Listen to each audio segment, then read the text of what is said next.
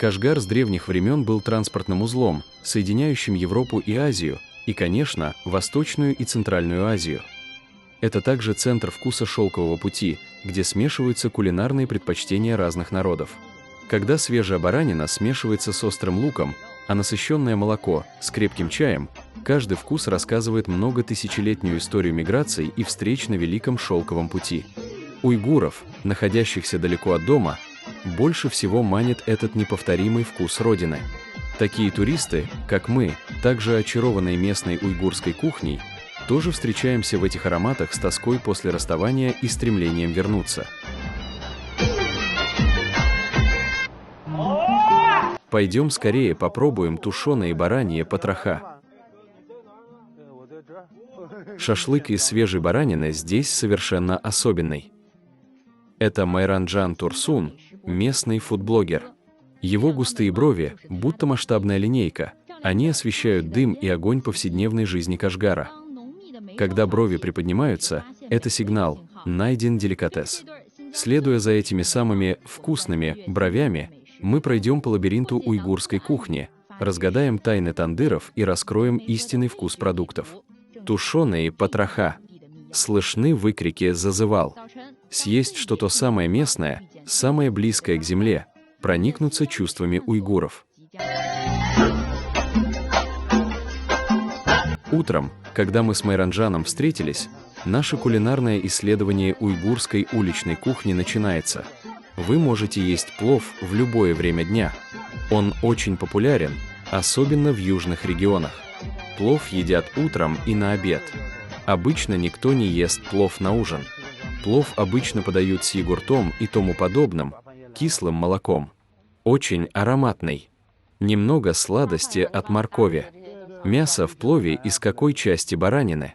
Корейка, задняя часть, передняя часть – все можно использовать. Оно распадается от одного прикосновения. Это мясо очень нежное. Его тушат до полной мягкости. Тушат, пока оно не станет очень мягким. У каждого плавакеша есть свой секретный рецепт. Я уже доел. Майранджан уже все съел. А у меня на тарелке еще столько осталось. И главное, я уже наелась. А это только начало. А теперь я покажу вам очень местное, самое простое и аутентичное место уйгурской автономии – рынок.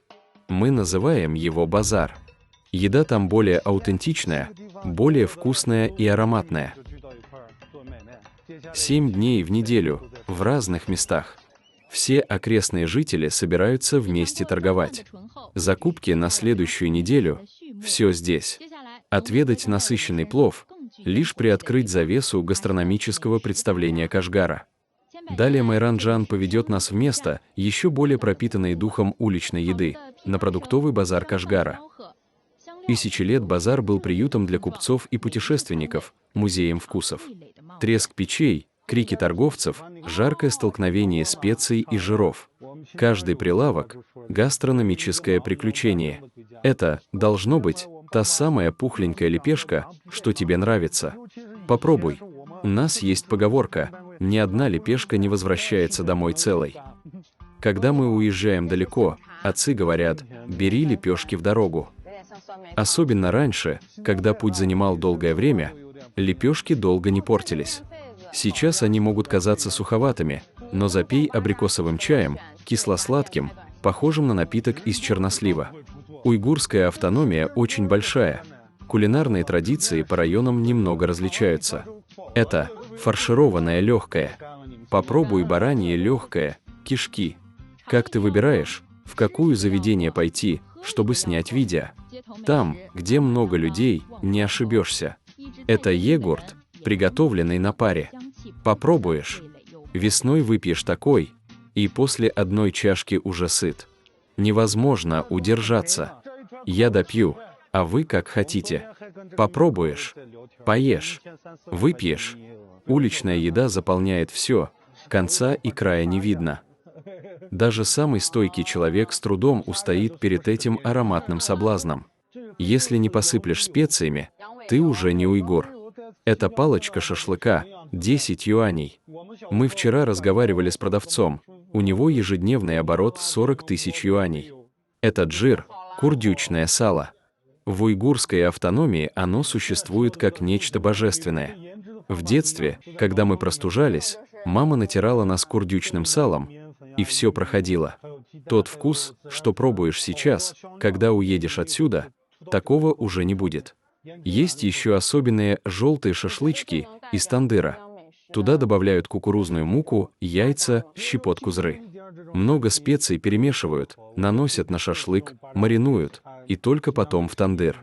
Как думаешь, что лучше всего представляет уйгурскую кухню? Такие базары.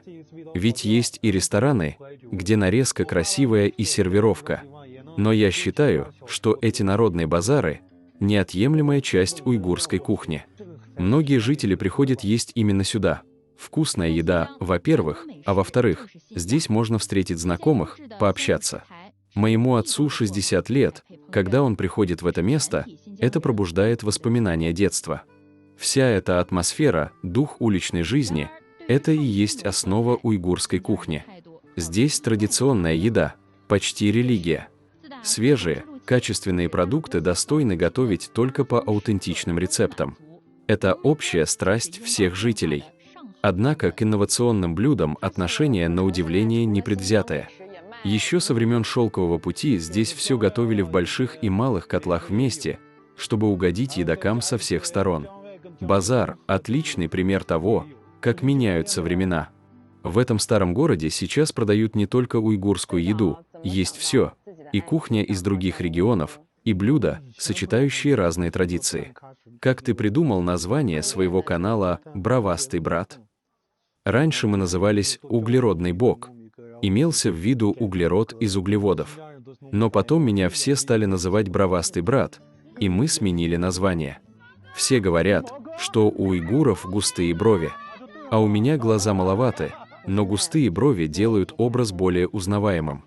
«Бравастый брат» — вот именно. Сейчас у меня 6 миллионов подписчиков на всех платформах. Начали в 2018 году и до сих пор. Как думаешь, в чем моя главная особенность по сравнению с похожими блогами? Наверное, искренний аппетит.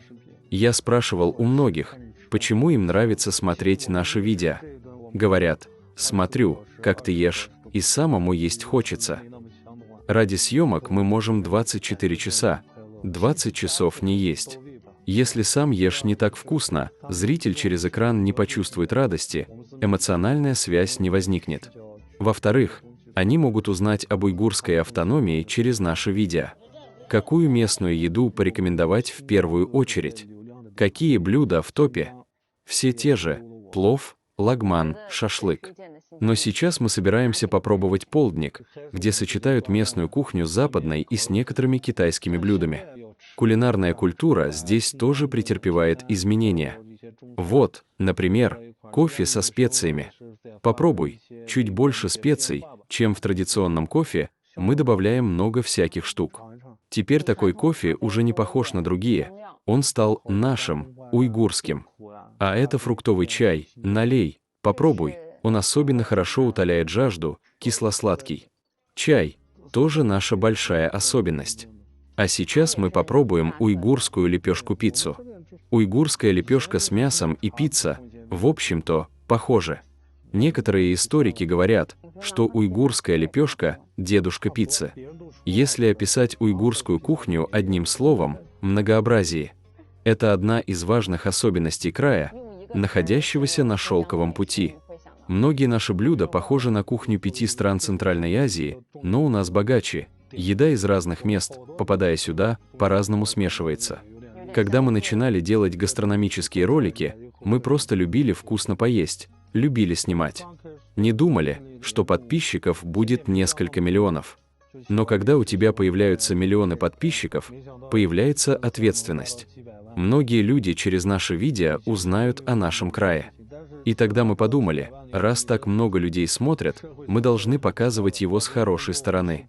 Так и появилось это чувство ответственности. Раньше мы снимали в основном в Кашгаре, а потом постепенно добрались до Хотана, Кульджи, Урумчи, Санджи, везде.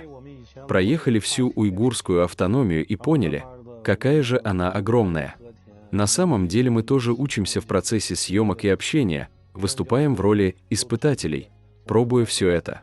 Благодаря нашему каналу мы можем лучше рассказать историю уйгурского края, поделиться его красотами и вкусами.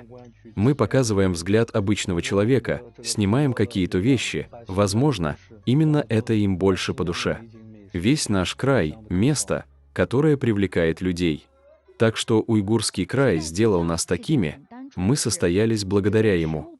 Быть здесь – дело простое, когда цель – удовольствие от изначального вкуса продуктов. Но оно же и довольно сложное. Мастерство нарезки, сила огня – все требует внимания. Вкусы разнообразны, разновидностей блюд не счесть. В южном регионе лепешки из тандыра ароматные и сытные, в северном – дапанжи, большая тарелка с курицей, острая и вкусная. В Кульджи обязательно отведай от кончай с молочной пенкой, в Хатане – самсу, в Санджи – острую маринованную курицу, в Кашгаре – откуси кусочек сочного, хрустящего жареного барашка, выпей стакан местного напитка, съешь шампуры с жиром и печенью. Куда ни поедешь, везде свои фирменные блюда, везде свой неповторимый вкус. Кстати, нам бы сейчас еще каких-нибудь фруктов. Так они растут прямо на улице. Очень сладкие. Сейчас эпоха доставки еды. Мы слишком часто привыкли перекусывать на бегу, кое-как. Давно забыли, когда останавливались, чтобы из любопытства попробовать кисло-сладкие плоды с придорожного лотка. Иметь такое нежное и одновременно яркое, горячее место, где относятся к еде со всей серьезностью, это удача и счастье в наше время.